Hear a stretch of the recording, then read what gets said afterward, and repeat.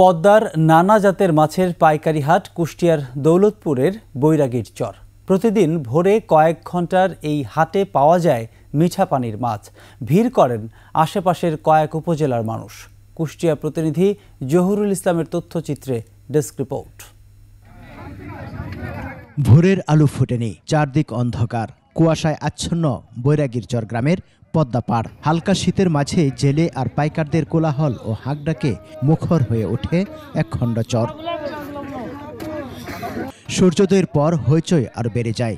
এরই মাঝে জেলেরা সারা রাত মাছ ধরে ঘাটে নৌকা ভিড়ায়। বিক্রির জন্য নিয়ে আসেন এই হাটে। মাছ ঘিরে জটলা, উঠে ডাক। পাইকাররা নিলামে কিনে নেন পছন্দের মাছ। বাঁশপাতা, ঘাইড়ি, বাসা, মেটুর, ইলশি সব ধরনের মাছ পাওয়া যায় আমাদের ঘাটে। ভেদা আছে, পুঁটি আছে, তারপরে বাম আছে, বোয়াল আছে।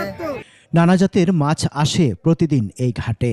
এর মধ্যে পাবদা, আইড়, বোয়াল, সরপুটি, বাইম, টেংরা, ইলিশ, তিনকাটা, শৈল, টাকি, ঘেড়ে, কাকিলা, বেলে, চিংড়ি, পিয়ালি সহ নানা নামের মাছ। মাছের আমদানি রোজ ভালোই থাকে।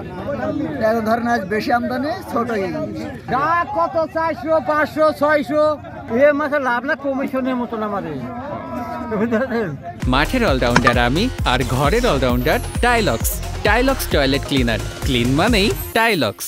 মাছ কিনতে ভিড় করেন আশপাশের কয়েক উপজেলার মানুষ। পাইকাররা মাছ কিনে শহরে নিয়ে বিক্রি করেন।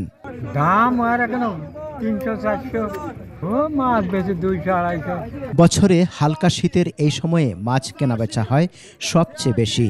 মাসে 50 লক্ষাধিক টাকার মাছ বিক্রি হয় এই হাটে। আর যখন মাছ মেলা হয় তখন এক একজন ধরেন মনে করেন একটা লাইভ 50,000, 60,000 টাকা। তবে পানি কমে গেলে মাছ ধরাও কমে যায় নদীতে। সংশ্লিষ্টরা তখন বদলে ফেলেন পেশা।